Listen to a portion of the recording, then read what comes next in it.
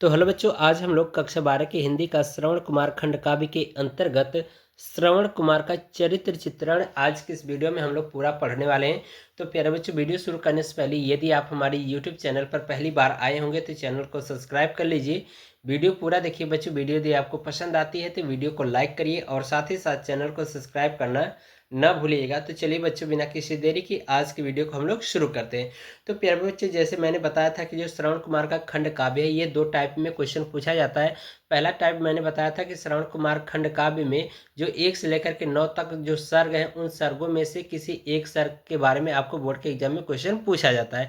तो जिसकी वीडियो मैंने आपको प्रोवाइड कर दिया है। बाकी आज की इस वीडियो में प्यारे बच्चों हम लोग पढ़ने वाले हैं श्रवण कुमार का चरित्र चित्रण। ठीक है, तो यहाँ पर देखिए मैंने हेडिंग लगा रखा है श्रवण कुमार का चरित्र चित्रण। ठीक है, तो इसमें देखिए लिखा गया है कि श्रवण कुमार प्रस्तुत खंड काव्य का प्रमुख पात्र है। यानी कि श्रवण कुमार क्या है, जो प्रस्तुत खंड काव्य है प्यारे बच्चों, उसका क्या है, एक प्रमुख पात्र है। आगे कहा जा रहा है कि श्रवण कुमार की कथा आरंभ से अंत तक उसी संबंध से है, अतः इस खंड काव्य का नायक श्रवण कुमार है। यानी कि श्रवण कुमार खंड काव्य का जो प्रमुख नायक कौन है, वो श्रवण कुमार ही है। ठीक है, आगे कहा जा रहा है कि उसकी प्रमुख चारित्रिक विशेषताएं निम्न है। यानी कि श्रवण कुमार की जो प्रमुख चारित्रिक विशेषताएं क्या है, आगे निम्न प्रकार दी गई है। ठीक है, तो यहाँ पर हम लोग पहला इनकी विशेषता देखेंगे।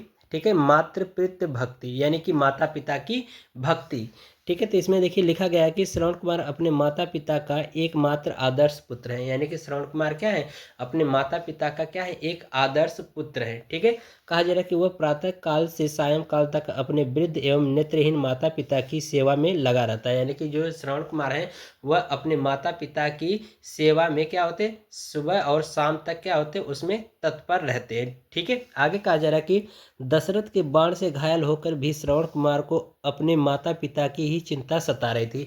यानी कि जब दशरथ ने शब्द भेदी बाण चलाया था, तो वह शब्द भेदी बाण किसको जाके लगा था, श्रवण कुमार को जाकर के लगा था। जब वह क्या हो गए, मूर्छित होकर के धरा पर गिर गए, तो उनकी चिंता नहीं सता रही थी, लेकिन सबसे ज़्यादा जो चिंता सता रही थी, उनके नेत्रहीन माता पिता की चिंता सता रही थी कि उनका आगे भविष्य क्या होगा। ठीक है, इस बात की उनको सबसे ज़्यादा चिंता सता रही थी। ठीक है, तो आगे देखिए लिखा गया है कि मुझे बाण की पीड़ा संप्रति इतनी नहीं सताती है, पितरों के भविष्य की चिंता जितनी व्यथा बढ़ाती है। ठीक है, यानी इस लाइन का मतलब ये हुआ कि मुझे बाण की पीड़ा मुझे इतना सता नहीं रही है। यानी कि जो बाण लगा मुझे, उसकी पीड़ा से मुझे कोई फर्क नहीं पड़ता है, लेकिन यहाँ पर कहा जा रहा है पितरों के भविष्य, पितरों का मतलब कि माता पिता के भविष्य की चिंता ज़्यादा मुझे बढ़ा रही है। ठीक है, यानी कि अपने माता पिता की चिंता मुझे सबसे ज़्यादा, उनके भविष्य की चिंता सबसे ज़्यादा मुझे बढ़ा रही है। ठीक है, ये इस लाइन का मतलब है। ठीक है, चलिए अब हम लोग इनकी दूसरी विशेषता देखेंगे, वो है निश्चलता एवं सत्यवादी पर। ठीक है, तो यहाँ पर दूसरी पॉइंट मैंने हेडिंग लगा रखा है निश्चलता। ठीक है, निश्चलता एवं सत्यवादी।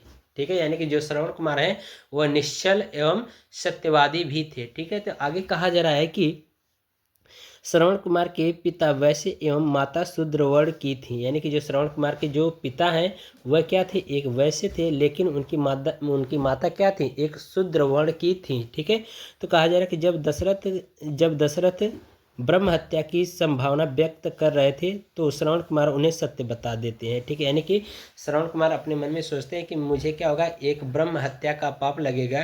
तो इस बात को उनको चिंता थी, तो श्रवण कुमार ने क्या किया, सत्य बता दिया, कि जो सत्य था उन्होंने बता दिया कि ऐसा नहीं है कि हम लोग ब्राह्मण हैं। ठीक है, यानी उन्होंने बता दिया कि मेरे पिता क्या है, एक वैश्य हैं, और मेरी माता क्या है, एक शूद्र है। ठीक है, तो इस तरह से उनकी व्यथा को इन्होंने सत्य बता करके दूर कर दिया। ठीक है, आगे कहा जा रहा है कि श्रवण कुमार स्पष्टवादी हैं।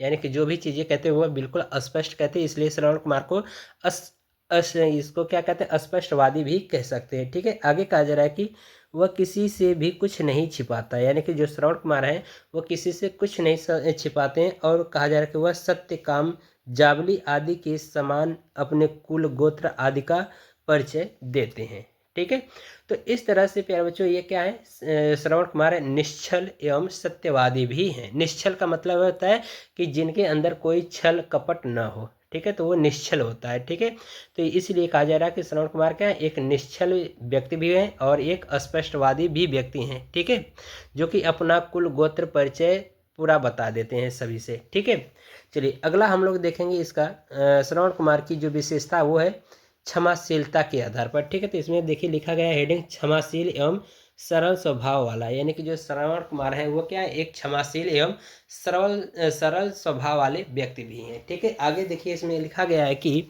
श्रवण कुमार का स्वभाव बहुत ही सरल है। ठीक है, यानी कि जो श्रवण कुमार है उनका स्वभाव क्या है, एक बहुत ही सरल ढंग का है।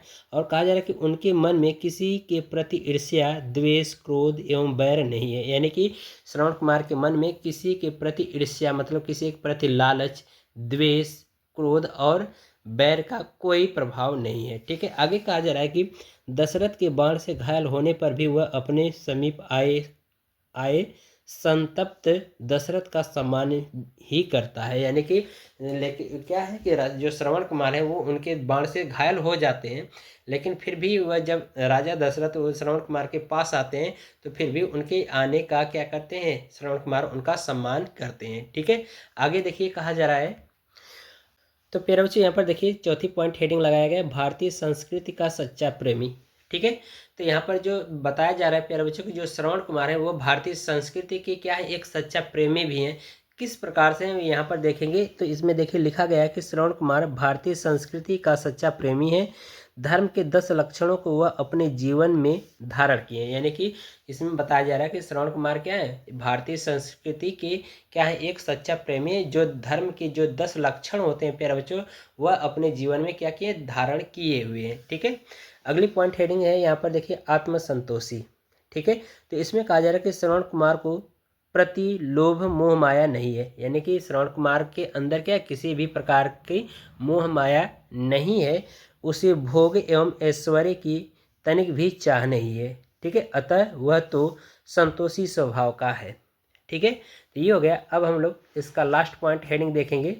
यहाँ पर लगाया गया हेडिंग संस्कार को महत्व देने वाला। ठीक है, तो संस्कार को महत्व देने वाला भी श्रवण कुमार है। तो किस प्रकार से यहाँ पर देखिए लिखा गया है कि श्रवण कुमार समदर्शी हैं।